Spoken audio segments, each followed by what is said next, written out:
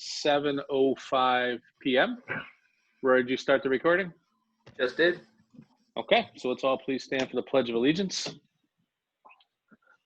I pledge allegiance to the flag of the United States of America and to the republic for which it stands, one nation, under God, indivisible, with liberty and justice for all. Okay. All right, so we'll move on to item number 3, which is public comments. Rory, we have one public correspondence. So Rory, could you read that into the record, please?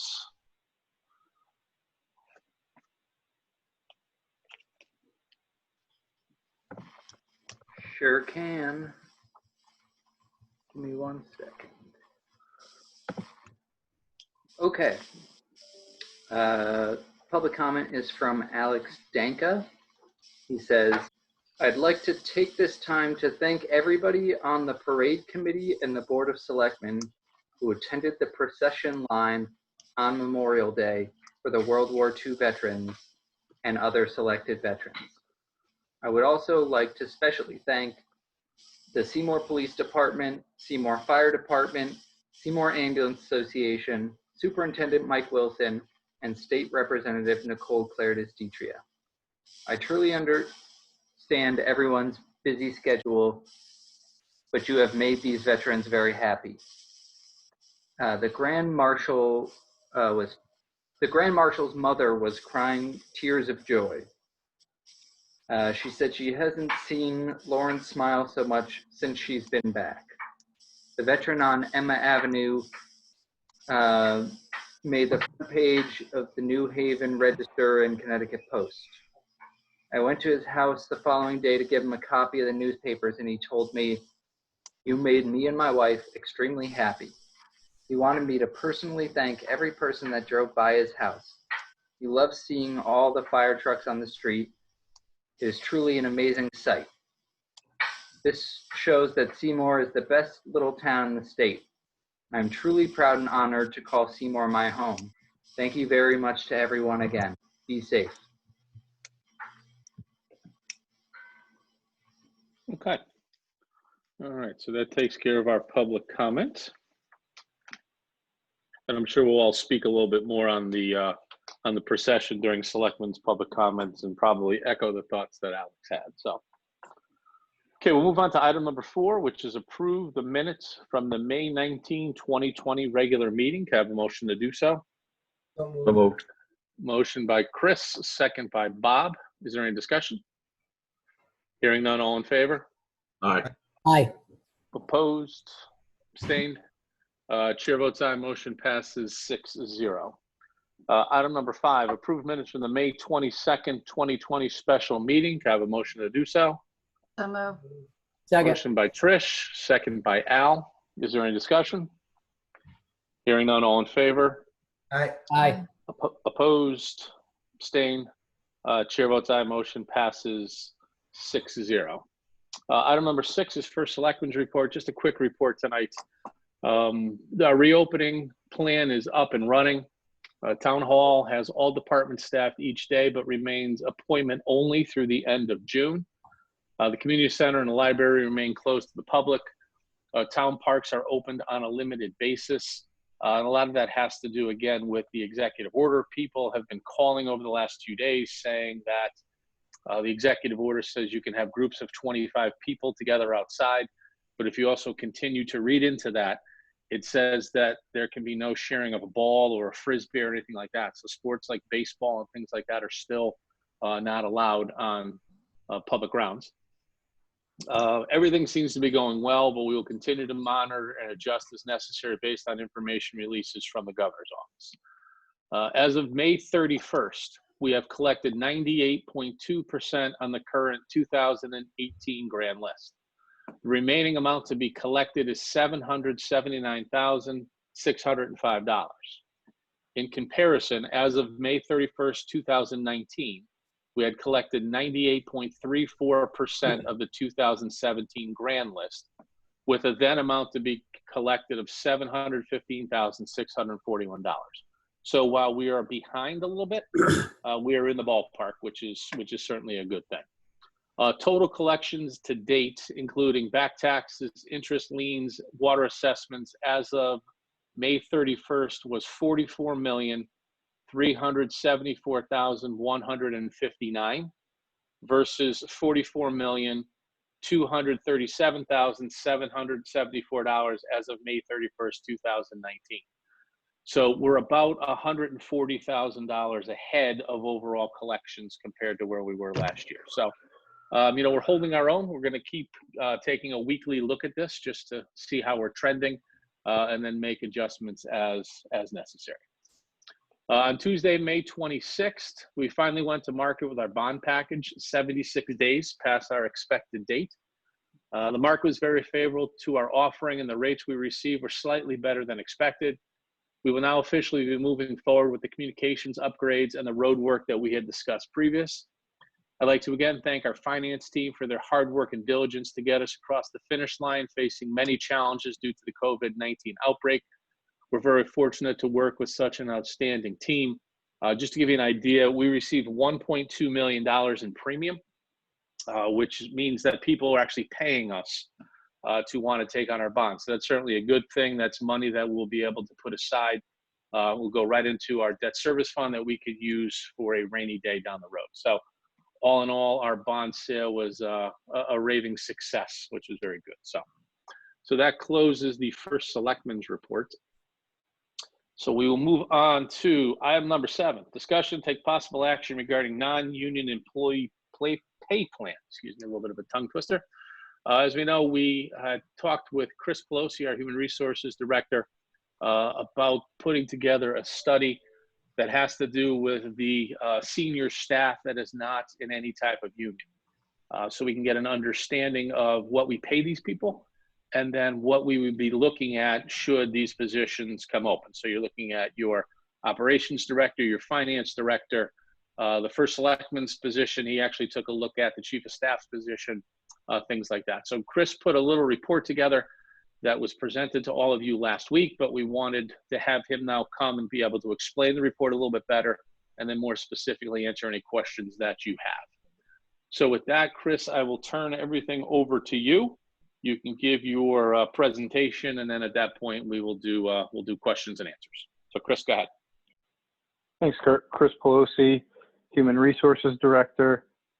So I realize that you have in hand a blueprint of the final draft of the pay plan. There were several updates and additional information I wanted to share.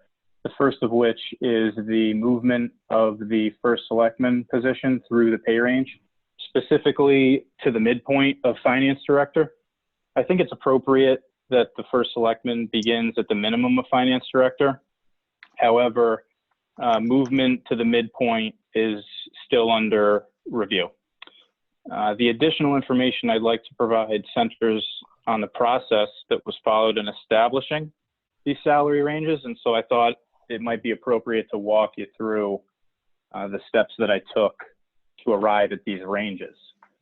So with that, the Seymour pay plan is based on a comparative market analysis of the 5 positions listed in the packet. In addition to the goals that are listed on the pay plan document, my goal in doing this was to not only satisfy the strategic initiatives that have been outlined by the committee, but also to develop a compensation plan or scheme that is competitive and equitable in consideration of the town's strategic plan and comparative market data, promotes high levels of employee engagement and performance in compliance with the town's expectations and job descriptions, and also one that executes well-constructed competitive compensation practices so that we can attract and retain highly qualified employable talent. So before I go into the steps that I took, are there any questions up to this point? So this is Kurt. I'll just add one thing for the conversation. The first selectman's pay is for the next first selectman. It has nothing to do with me. So I have no gain or loss in that. Just a quick question. Assuming you were to, just to throw it out there, just assuming you were to run again, that would mean it would apply to your next term? It would technically, yes, but I have no intention of running again. I've heard that before in my own kitchen. No, this time, That was this time I'm retiring. 10 years is enough. Okay. So the first step in creating salary ranges for any organization is to determine what the town's approach or philosophy is to compensation. So the very first step, I want to take a few minutes to make sure we're all in agreement as to what that philosophy should be. Determining what our position is requires an in-depth look at Seymour's strategic plan, in addition to many other things, including our population, our form of government, location, if we have a vision, and what resources we have available. In my opinion, with the ever increasing regulation and expectations for excellence by residents at the local level, it's really important to have talented individuals in these senior staff positions and to attract and retain them. And communities must pay competitively according to the labor market for such work in order to find and keep these people. So with that said, we can choose to lead the market, lag the market, or match it when compensating our senior staff professionals. And when I conducted this study, it seemed most appropriate that the town of Seymour strategy should be to meet the market, or in other words, target the 50th percentile of the market reference point or market range. So as I say that, does anyone disagree as far as what our compensation philosophy should be with respect to matching or meeting the market? Does anyone think that we should adopt a different approach to compensation relative to these positions? Trish, go ahead. Chris, you gotta take your phone off mute. I struggle somewhere every time. Sorry about that. I agree we should match the salaries to be competitive in Seymour. We obviously have to be able to afford with the tax base and what we have in town. I know the strategic plan has something in it to review whether or not the town wants to move to a town manager position rather than a first selectman, and that might be more palatable. But then again, the town manager is usually has a higher salary range than what the first selectman's ranges generally are. So if we're going to take a look at that, I would encourage the strategic planning committee to also kind of start getting on board with researching and coming back with a recommendation on which direction we want to go there. If, Chris Pelosi, if and when that ever becomes an idea that we're going to seriously entertain, then I would certainly be interested in participating in the process of researching what the salary of town manager looks like. And as part of this study, there was one position that did lead me to look at similar positions. So would you be willing to bring that back up at the strategic planning committee meeting, the next one that you go to? Sure. Yeah. Thank you. That was to me, right? Yes. Yes. And then Trish, just for I guess background for folks who may be listening, we did have that on the ballot as one of the questions that was resoundingly voted down. While we all may think that that is absolutely the way to go, and I still believe it is the way to go, it'll be a while before we put that question back up on the ballot for folks to vote on. But I agree that it's something that the Strategic Planning Committee should be discussing and have information ready for when that time does come. So good point. Okay, any other questions at this point for Chris? If not, we'll let him keep going. Okay, go ahead, Chris. Okay, so the resulting compensation plan, assuming we all agree we should match the market, reflects the town's pay policies, the marketplace, internal job values, and as Trish said, the financial ability of the town to pay at a given level. And in doing so, the plan that I developed articulates the alignment with the town's compensation philosophy. It clarifies the rationale that defines its approach and foundation, and it also provides appropriate market data and research analysis. Ultimately, our town's attitude towards compensation is going to drive our decisions through the rest of this process. Therefore, that's why I've raised it as a first critical step. The second step in conducting this analysis, you hear me throw the term job analysis around a lot, and just very briefly, the process for gathering, documenting, and analyzing information about a job to determine the activities and responsibilities that it includes, the relative importance to other jobs, the qualifications necessary for performing the job, and of course the conditions under which the work is performed. And you can accomplish this in a number of ways, most commonly by observing employees and conducting surveys or any combination thereof. The point I'm trying to make here, the significance in this is hopefully the end result is a clearly defined job description. And that is what leads me into the third step of this, which is grouping these jobs into families. So once we've determined that we have current and accurate job descriptions, which I did through a job audit, we need to determine whether to group these into separate categories or families, have one pay grade system for all positions, or perhaps they're separate. As you can see from the table in the pay plan, there are different job families in that we have elected officials, department heads, and appointed officials. And then as a fourth step in this, we need to rank those positions using what I refer to as a job evaluation method. And the key point that I want to make in this fourth step is that we're rank ordering jobs, not the people in them, based on job content to demonstrate the, we'll say, the relative worth and level of responsibility of all jobs to one another. There's several methods for doing this without getting into too much detail tonight. The one that I thought would be most appropriate for Seymour is the point method, which basically describes jobs in terms of factors. And the factors are the qualities of the job that are common to many kinds of jobs, such as skill, could be effort, working conditions, and then each factor is assigned a weight. And so simply stated, the more points assigned to a job, the more worth the job has to the town or to the organization.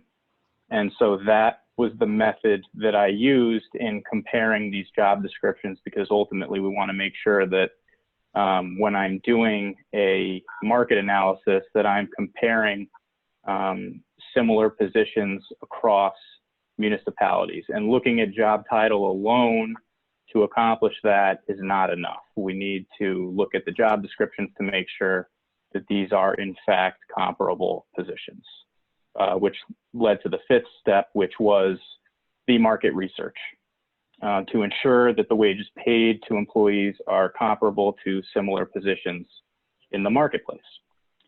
And so when doing this, there were several factors that I really made a point to consider. The first of which is that job titles are going to vary between organizations. And so in order to make sure that the positions I collect data on were comparable, I had to read the job descriptions of the job surveyed to make sure that all of the related tasks and functions and levels of responsibility match our position descriptions. The data that I used, the main source of data, came from Connecticut Conference of Municipalities. I also used benchmark salary data from World at Work. I did consider the possibility of including data from the Bureau of Labor Statistics, but I found that the data was older and too broad in terms of industry and geography, so I chose not to include that. And lastly, as it relates to the market research piece, whenever we conduct a salary study, we just have to realize from the outset that each organization is going to have jobs that are unique and that it's going to be impossible to find exact matches for all jobs. So we need to consider jobs that closely fit the principal aspects of a particular job and consider salary data for more than one type of job. Prime example of this could be a position like chief of staff or administrative assistant to the first selectman or assistant town manager. The titles vary so greatly that maybe it makes sense in doing this analysis to consider titles other than just chief of staff if we can get position descriptions for those other jobs that we might look at. So I'm going to share my screen now and just go over a simple way to establish the midpoints that you see in the pay plan. So just bear with me 1 minute here.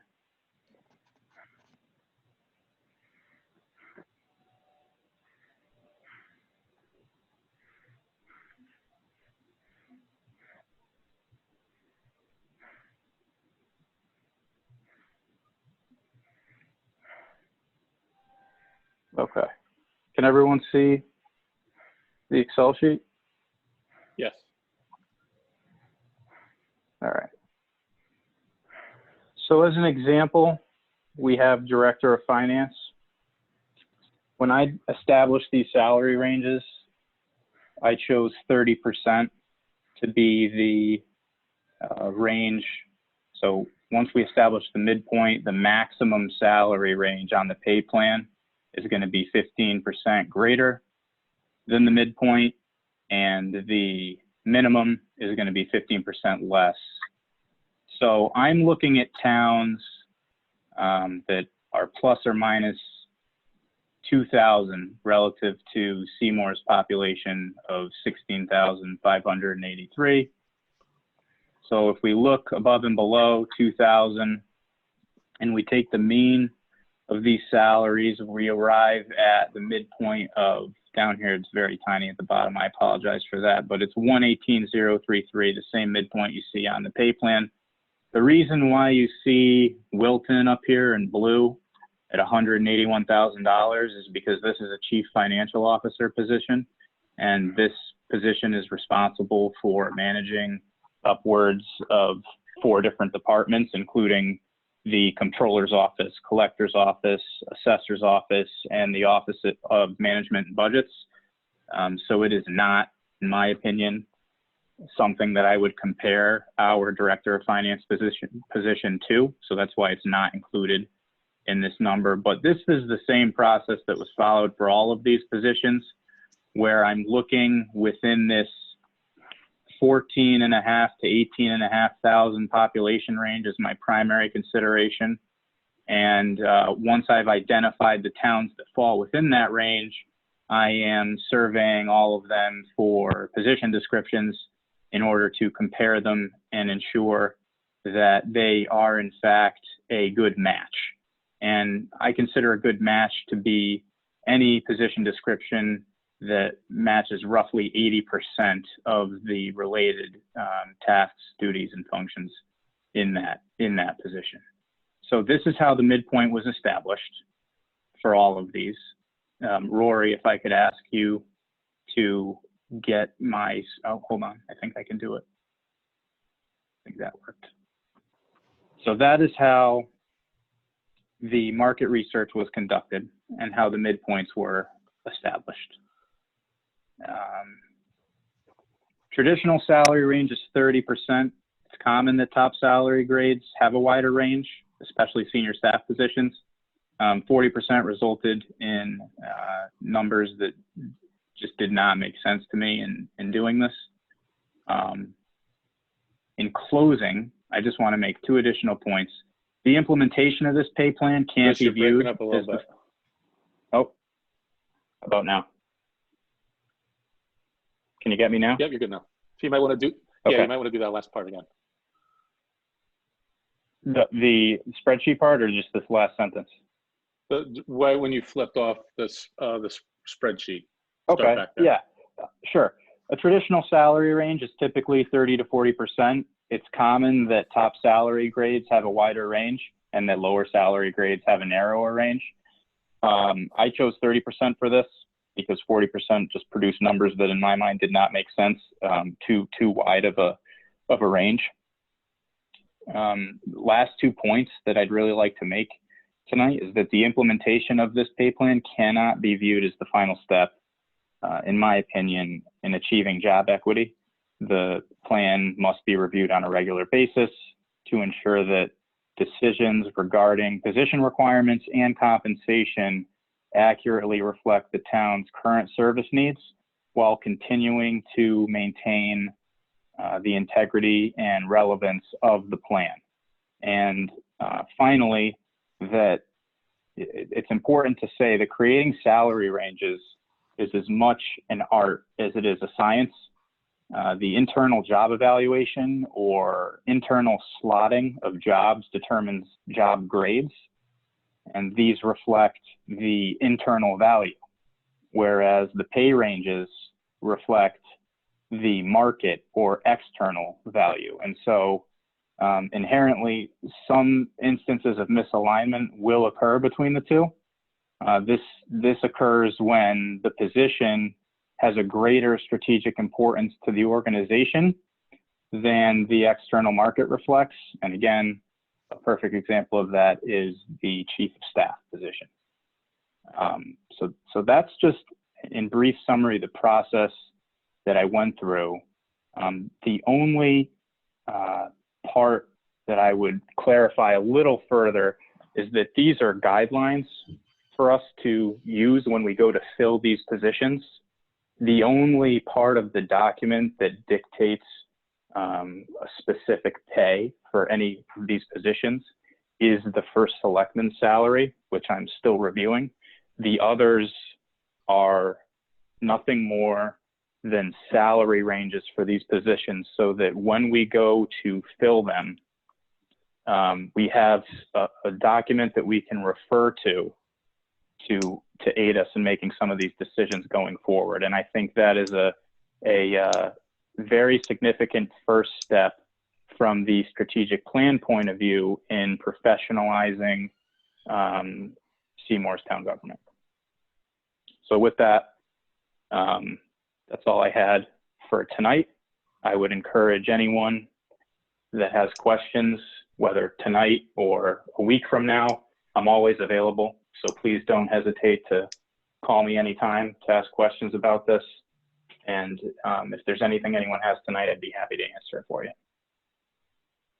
Again, this is just kind of the beginning stages of all of this. So I wanted Chris to introduce this to the board. That way you can provide feedback, give him some direction to make sure that he's headed in the right direction. So first question will go to Rob. Go ahead, Rob. Hey, Chris, very thorough. Thank you. Just very last points was talking about returning and reviewing this. What kind of schedule do you see that on? Every couple of years, a yearly revision as markets change? I would probably recommend for the first 2 years, I think I would like to do it annually. And then every 2 years thereafter would be my recommendation. So annually for the first 2 years once it's adopted, and then biannually thereafter. Okay, thank you. Trish. Chris, can you explain what will happen as employees reach what is considered to be the max salary? Sure. So in the document, I get into that exact scenario where any dollar amount that represents an increase in pay beyond the maximum of the range will be given to that person as a lump sum bonus and not as a permanent increase in salary, annual salary. So you won't have these positions that recognize these 2.5% increases year after year that slowly turn into an issue over the course of 5 or 10 years where suddenly, you know, you started paying one of these senior staff positions at $110,000, and 20 years later they're making, you know, they're the highest paid in whatever field we're talking about.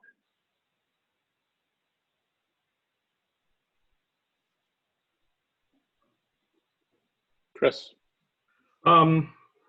Pelosi, could you please bring up that spreadsheet again? Sure.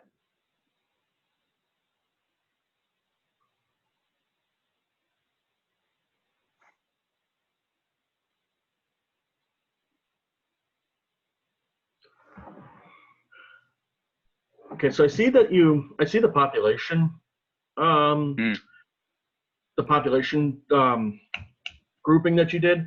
Was any grouping Yeah. done for geography or other internal financial statistics? The population was the primary consideration in conducting the study. I did look at Valley-specific statistics. So I did, you could say I did consider geography as another component. Aside from the population, and then ensuring that the position descriptions for each of these was analyzed so that I could determine that they were comparable. Those would be the main focuses that I would say were used in conducting the study. Population, followed by pairing the job descriptions, and lastly, geography.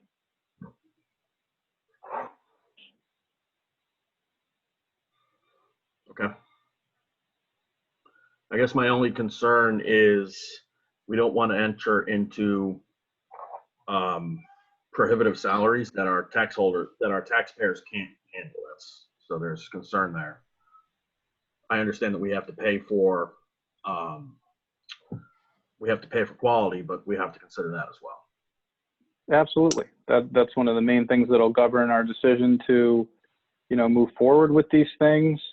And I was talking with Mr. Sawicki about this whole thing earlier, and we've been back and forth several times as far as, what should we really be looking at as the metric to base what towns we're going to be looking at on. And we were both in agreement that population is really going to be the driver, as it's the number of people that the organization is providing services to.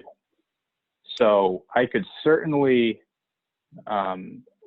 expand that range. But to your point, as far as creating, this burden on the taxpayer of, paying these increased salaries, in increasing the sample size, we're going to be looking at, populations that get well up into the 20,000 range. And as we do so, we're going to be looking at the data is going to be skewed. We're going to be looking at salaries that are that do not make sense to include in the study. So population was really the primary driver, and the range of 2,000 is what him and I determined to be most practical in looking at this. But I'd be happy to sit down with you and talk about it at greater length if there's other considerations or other areas you had questions on. I'm probably going to send you an email about that. I don't think we're at the point where Sure. it needs to be discussed here yet. Sure. Chris, this is Bob Finley. Just two things. So once you establish that curve of min-max average, that approach, once you start looking at, it's going to be important from a job description and criteria. What are your thoughts on how to establish metrics so that every year that each one of those roles can be evaluated properly, and how would the evaluations be completed? Sure. So that establish increases and stuff. Right. So the pay plan does reference a performance appraisal system that was not included in the packet of materials because I'm still evaluating what that might look like. I know that there is a performance appraisal system in place now from the human resources manager before me, I'm going to evaluate it to determine whether it's something that I want to keep, modify, or whether I want to create something entirely new. But the idea is that there's certainly something in place to track and measure the performance of our senior staff professionals year in and year out. And the process is described in the document, whereby the first selectman is conducting these evaluations, and the Board of Selectmen is also involved in that process. And those are for the merit-based increases that these positions might see. So those would that be like maybe quarterly or every bi-year type of evaluations, not just once a year? Those would be annual evaluations, but they could certainly be made, as far as what the time frame of those things looks like. I think it makes sense to start doing them at the end of each year. And then as we develop this thing, if it makes sense to do them biannually, then we can look at that. We can look at the frequency that they're conducted. Right now, I think that doing them once a year is probably most appropriate. I agree.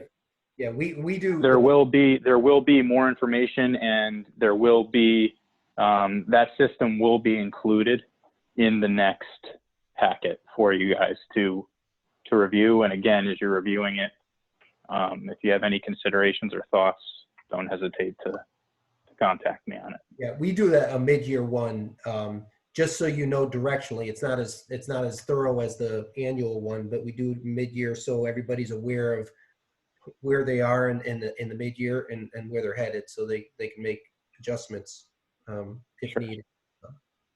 That makes sense. Yeah. Thank you. Thanks, Chris. Okay, any other questions, comments?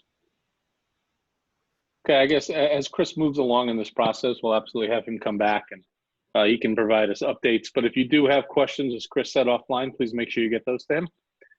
So as your feedback can be added as he's building things. So thank you very much, Chris. Good job.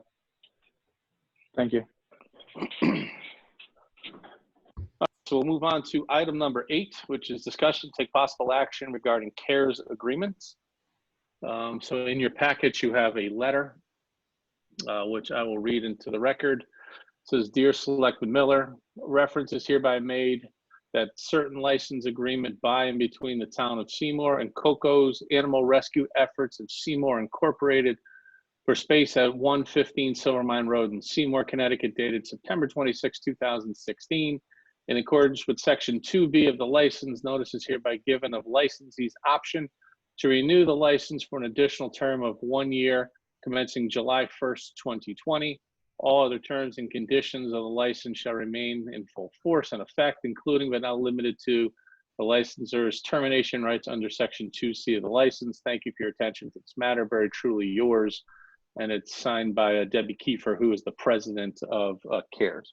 So again, they are just asking to continue the agreement they have with the town of Seymour for 1 more year. To run this animal rescue, as you know, just to give a little background, when we transitioned to a regional model for our animal control office, we had the open space. We thought it made sense at that point to allow some Seymour residents who were very interested in putting together some type of rescue effort, the ability to use this facility. They pay us $1 a year. And I think it's just a great thing to have. So it is certainly my opinion that we should move forward with this. That's why I wanted to put this on the agenda tonight. So before we have any discussion, we'll take a motion and we'll kind of go from there. So at this point, I'll entertain a motion that the town of Seymour continue its agreement with COCO's Animal Rescue Efforts of Seymour Incorporated for the space at 115 Silver Mine Road for an additional 1-year term ending on June 30th, 2021. Have a motion to do so. So moved. Motion by Chris, second by Al. Any questions, comments, discussion? Okay, seeing none. Kurt, Go ahead, Al. Yeah, we raise our Just hand that in one quick civilized one. society. Go ahead. I did. You're just not recognizing it. Maybe I should get like a foam finger. Well, if you leaned in a little closer, I'll be able to see you.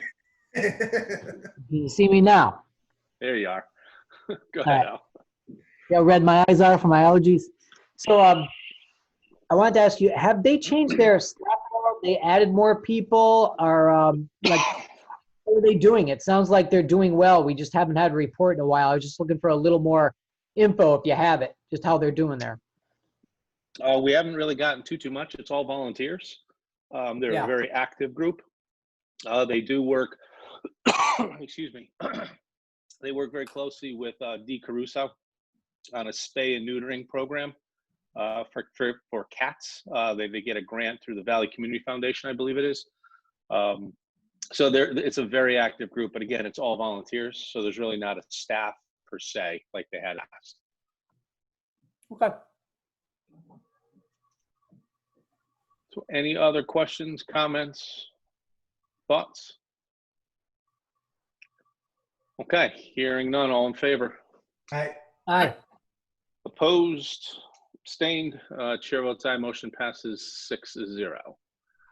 Okay, next item on the agenda is item number 9, discussion, take possible action regarding town homeowners program. In your packet, you have a memo from our assessor, Joe Kuziak, and our assistant assessor, Tara Hearn. So this is to inform you that we have 225 applicants eligible for the town homeowners program. The town has approved a line item of $50,000 for the program. The recommendation of this office is that the applicants be granted a benefit of $215 for those that have 100% ownership or have life use of their property. Those having ownership of less than 100% will have the benefit prorated by their percentage of ownership. Please advise this office of the decision of the Board of Selectmen regarding the granting of this benefit. Thank you. And then it's signed by Joe Kuziak, Doug Thomas, our finance director, and Dana Flock, our tax collector. So at this point, I'll entertain a motion that the Board of Selectmen approve the recommendation of Assessor Joe Kuziak to provide the 225 eligible applicants to the town homeowners program a benefit of $250 for those that have 100% ownership or have life use of the property, and a prorated amount based on those who do not.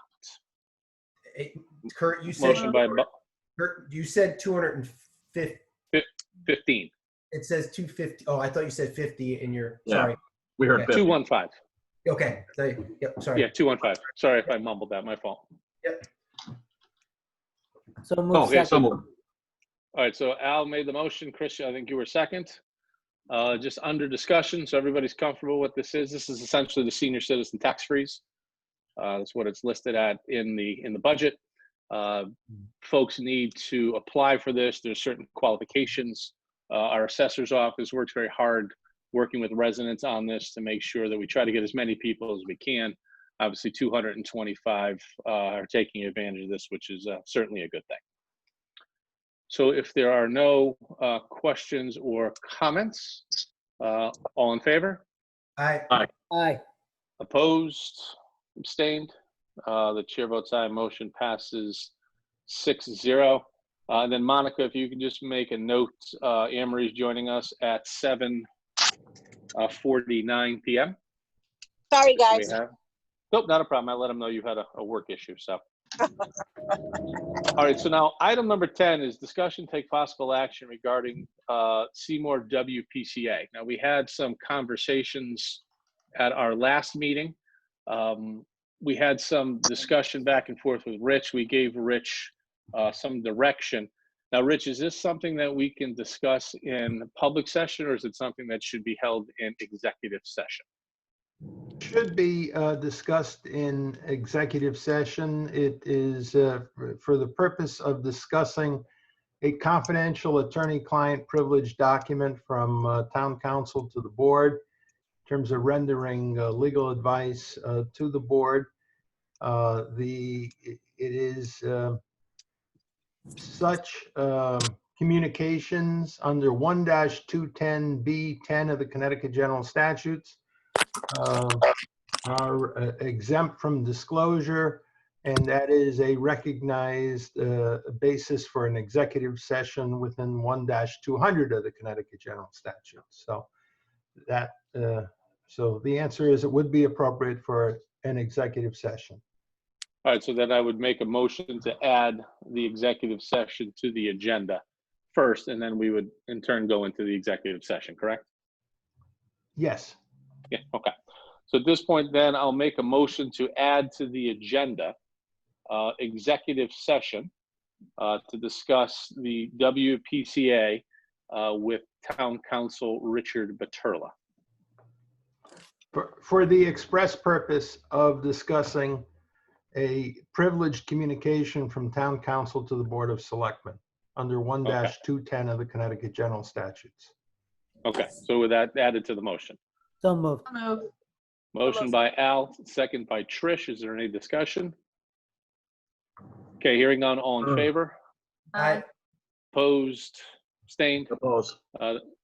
Chair votes aye, motion passes 6-1-0. Please note Chris's negative vote. Okay, so at this point, we'll entertain a motion to go into executive session at 7:51 p.m.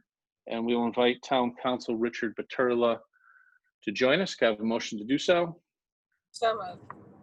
Motion by Trish, second by Al. Is there any discussion?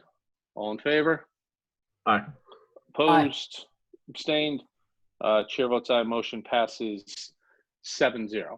Okay, so for those of you that are on the phone, and state that we're coming out of executive session at 8:39 p.m. And I'll also state that no actions or motions were taken in executive session. So with that, we will move on to item number 11, discussion, take possible action regarding Johnson Controls Energy Savings Performance Contract. This is more just an FYI type thing. We may need to hold a special meeting to approve a resolution. We're working through some issues with the state of Connecticut and awarding bids. They, of course, want to see something done a little bit differently than the way that it was done. So we may have to call an emergency 5-minute meeting just to pass some resolutions. Nothing in the project is going to change. It's just the state wants to see the paperwork sent in a different order than what it was. So that's a simple thing. I just wanted to give you an FYI on that. It could be another Friday night 5-minute meeting. Just wanted to give you all a heads up on that. So item number 12 is appointments. We have no appointments before us, but just under the appointments heading, Rory sent everyone an email tonight. Walt Bertzel, who is a member of the Planning and Zoning Commission, has resigned. He's moved out of Seymour. So we got his resignation letter after the packets were sent out. So I wanted all of you to see that. We're going to start that process, and I expect to have a person before you at our next meeting. Item number 13, tax refunds and abatements. So at this point, I'll entertain a motion to approve the tax collector's report dated June 2nd, 2020, and that is submitted by Susan Bowen, our assistant tax collector. Emery, so moved. Emery made the motion, Trish second. Is there any discussion? All in favor? Aye. Opposed, abstained, chair votes aye, motion passes 7-0. Item number 14, excuse me, is transfers. We have one transfer before us tonight. Again, that came under separate cover. It is control item, whoops, hold on, just let me. Control item, I don't know, I can't open my screen big enough. This is the problem going technology-wise. But it's the town buildings. The authorized people are Tim Connors, our facilities director, and Tony Caserta, our director of operations. The requested amount is $96,071.57. That money is coming out of the town building fund, and you can see how that is being broken up. And then there is also $5,509.22 coming out of repairs and maintenance for the police department, and that will be transferred over to the repairs and maintenance for the fire department. Under the description, a lot of this is cost overruns, particularly things that we've seen over the last couple months. We've had a tremendous amount of overtime. We've had some of our custodial staff out on leave. That's required us to bring extra people in. It's required overtime. They have been putting in a ton of work making sure that our police department is essentially sanitized 3 times a day, that Public Works is sanitized, the ambulance is sanitized, the fire stations are sanitized. These guys are going above and beyond. They're putting in a ton of hours. So there's no question, but unfortunately there's all expenses that come along with that. So a lot of this, we are potentially going to be able to apply for reimbursement through FEMA grants, about 75% of that. All of the backup documentation that is requested by the Board of Finance is included. For us, it is just simply to move this forward to the Board of Finance, and then they make the final determination. So at this point, I'll entertain a motion to approve the transfer that is dated June 1st, 2020 from Tim Counters and Tony Caserta. The amount requested $96,071.57 as presented. Emery, so moved. Anne Marie was first. Who was second? Bruno. I was. Al Al Bruno nodded his head. Second. Second by Al. Is there any discussion? Okay, hearing none. All in favor? Aye. Elise Evans. Opposed? Abstained? Chair votes aye. Motion passes 7-0. Okay, thank you very much. All right, item number 15 is correspondence. So we have the check registers for your review. Just bear with me. I'm scrolling through all the backup documentation. Oh, I'm in the wrong, whoops, in the wrong place. Okay, so we have the check registers. We have a memo from myself, from Rich, just discussing Executive Order 7PP. That primarily has to do with summer camp and things which we discussed at our last meeting. And then we have documentation from various sources for your just review as to how reopening is going to take place. A lot of it has to do with how we're reopening restaurants and bars and so on and so forth, how all that will be handled. So I just wanted that to be available to you. And then the last piece, we have a letter to all of us from Robert J. Koskolowski Sr., talking about naming Veterans Park or Broad Street Park. So it's actually Broad Street Park, but I'll read this into the to the record. The above park was not very appealing to look at in the early 80s. It had a wooden replica bridge that was falling apart, not much grass, but a lot of weeds. In early 1984, Al Yagavane came to me and the Board of Selectmen and asked if he could possibly start maintaining the park and place a monument and flag honoring the Korean War and Vietnam War veterans, as he advised us there were no monuments at French Park at the time. We allowed him to go forward, and he's been getting donations from many businesses and volunteers to help maintain the park. Seymour Lumber and Oxford Lumber donated many supplies. Al and others repaired the covered bridge. From there, the park took off. I would like to attend a Board of Selectmen meeting when we all could attend in person and explain the full history of how the park got to the point it is, mainly because of Al's dedication. My hope is after I give you all the history, you would consider naming the park or at least the gazebo after a very dedicated person, and respectfully, Robert J. Koskolowski Sr. Just as a point of, I guess, notice, the gazebo at Broad Street Park is already named after Al. This board did this, I believe, 2 years ago. So I think Bob is just probably not aware that took place, but we will send Bob some correspondence to let him know. But if he wants to come in and provide some historical background, he's certainly welcome to. But we'll pass that on to him. So item number 16, public comment. Rory, has any public comment come in since we started? There has been no additional public comment. No additional public comment. All right, perfect. Okay, so we'll move on to item number 17, Selectmen's public comments, and we're going to go in the order, as always, that you appear on my screen. So in the dark, Trish Danka. Am I muted? No. I'm not saying this because Alex helped organize the procession, but I had to say that the Memorial Day procession that we participated in was probably the most fun I've had since the pandemic started. I I don't know if that leads to me having a boring life, but I really appreciated all of the people that were participating outside and excited to see us and everyone else that participated. I was really happy to see all of the other participants in the parade. I know the fire department and many others, Nicole and Anne Marie, are paraded out, but such an important day. Had a great time. I wanted to mention, Kurt, you spoke a little bit earlier about what is and is not allowed in the state parks as far as sports go, but I know Chatfield Park, and I even hate to say this because they're staying out of trouble.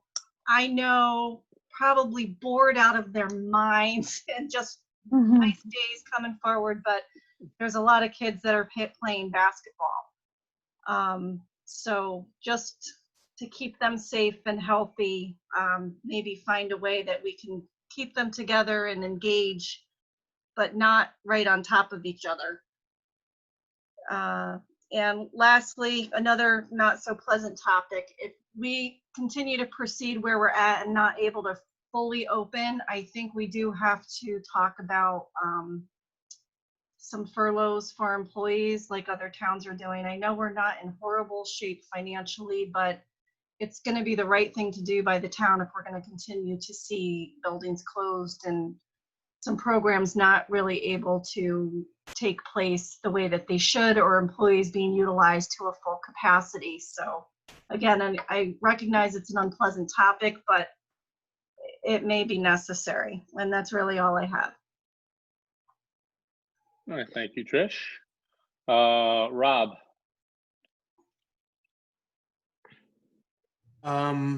As I mentioned for a couple, I feel like we're dealing with a roulette wheel of terror this year with all the horrible things that have been happening. I know that I just yesterday scrolling through social media with all the riots, all the peaceful protests, everything that's happening. You appreciate Seymour and how you haven't seen anything happening here. I think we have an amazing police department. I don't know if everyone read the letter that our police chief put out. Some of those letters have been, some of the letters across the board from different places that you read have been a little tone deaf, have been a little bad, but he did a wonderful job. And I just want to voice my support of the Seymour Police Department and everything they've done and just about every interaction I've had with them. On a separate note, Chance to Shine, I've brought up a couple times, that is going to be kicking off Saturday. If you can register, $20 to register, $40 for a household registration, walk or ride at some point over the next 2 weeks. The money is going to the Parent-Child Resource Center, which helps the Valley. And you can see their logo, Saving Children, Healing Families. A lot of, as I said last time, a lot of children, a lot of families having to have sheltered in place with an abuser. There's a lot of need that's coming out of this and a lot of reduced fundraising. So we had to move to a virtual platform, but Tom Haynes was on Chaz and AJ this morning at 9:10 a.m. He will be on Chaz and AJ this Friday at 9:10 a.m. And whichever team gets more registrations, they're having a little competition. Tom Haynes is going to give Chaz a grill if his team can get more people on it. So I know there's a lot of places to donate now between COVID and various bail funds, but this is right here in the Valley, and this is a great need. Thank you. Thank you, Rob. Bob. Yeah, I'm reinforcing Rob's comment about Chief Stotowski's letter. I thought it was fantastic, well written, hit home for me, and I was proud that he put that out there amidst of all the things that were going on.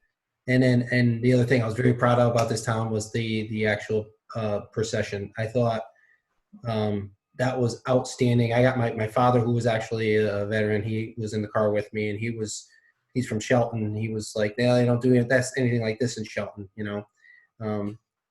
he was very proud to be with us, in Seymour. And to see, the Grand Marshal, the look on her face when she was awarded the roses brought a tear in my eye. So very proud of this town. Thank you. Make sure Alex knows how much we appreciate his efforts, Trish, because that was fantastic. So, and the parade committee. Al? I just wanted to make a couple of quick comments. Our country's in a little bit of a flux, as we all know. I think our country needs to come together.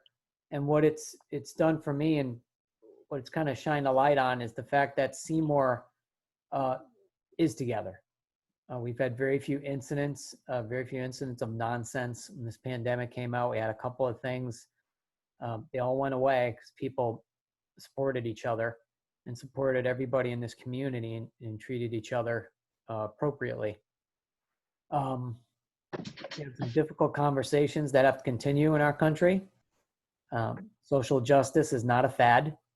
And as a commissioner of the Superior Court, state of Connecticut, it's something that I take very seriously. And as a U.S. history major, and my dad was a history teacher, I think we need to start thinking about things beyond our little bubble, though, in our community.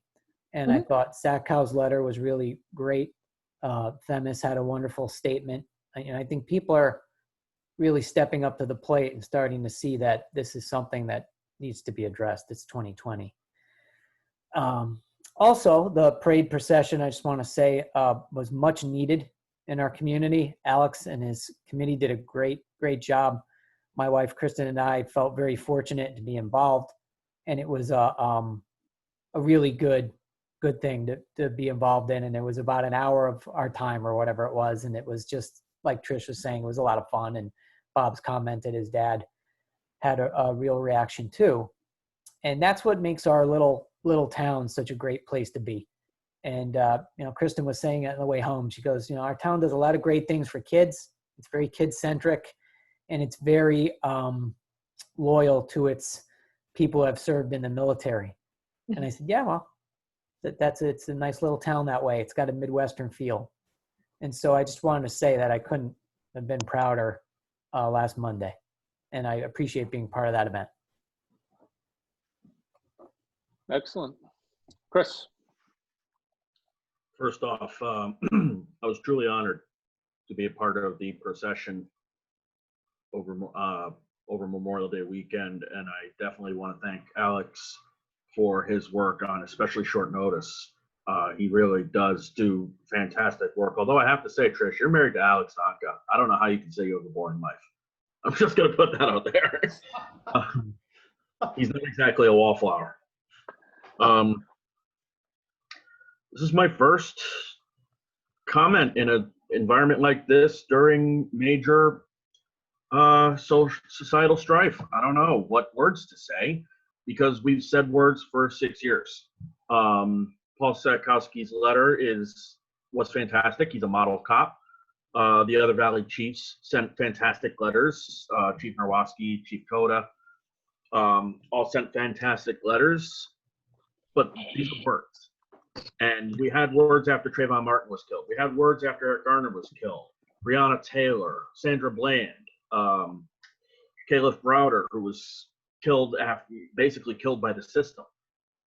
All the words in the world have been said over the past 6 years, and it doesn't feel like we've gone far. What I would tell people who are angry and who are upset for whatever reason, words are fine.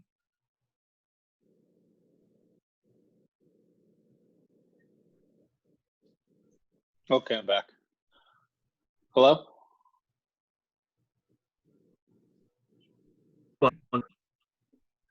I'm sorry, I'll continue. Oh, it's Chris that's frozen. Okay, sorry. I thought that was me. Apologize. My internet's been in and out all day, so I hope everybody got that. But if you're awesome, big speech, I lost it because of my internet. All I'll say is, if you are upset at the state of the world, words are okay, and social media can be more harm than good. do something, volunteer, go to the food bank, go to a church and volunteer, run for something. Put that anger and that frustration into actions. Talk to people to learn their perspective on life, because it's much better than just marinating in this mutual hate and acrimony we've got going on in the world. Anything has to be better than what we're going through right now, because it seems like this is a broken record. Oh, thank you, Chris. Anne Marie.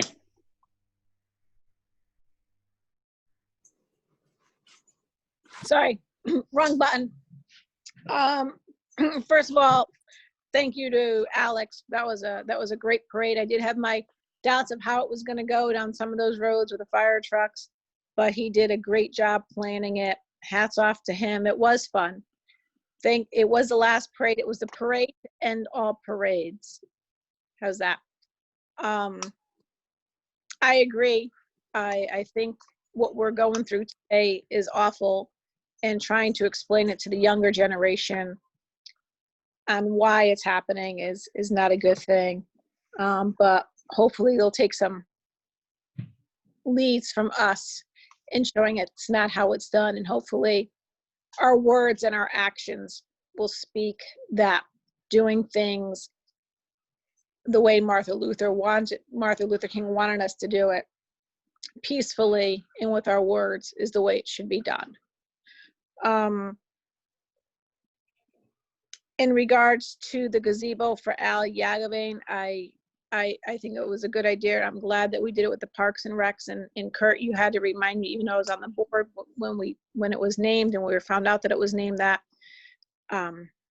It was a reminder for that, so I'm glad we did do something for Al Yagavane back then for him. Basically, all I have it's been a long day today. Sorry. No, that's okay. Rich, anything you would like to add? Anything we missed? No, it's just a pleasure being with you all tonight. Thank you. Yeah, this was a doozy. You would think these virtual ones would be quicker. Rory, anything we missed? Nope. No? All right. So with that being said, thank you, everyone. Jeez. Yeah, okay, motion by Anne Marie. Second. Second by Bob. Is there any discussion? All in favor? Aye. Aye. Opposed? Abstained? Chair votes aye. Motion passes 7-0. Mark the meeting closed at 9:01 p.m. Have a great night, everybody. Thank you, guys.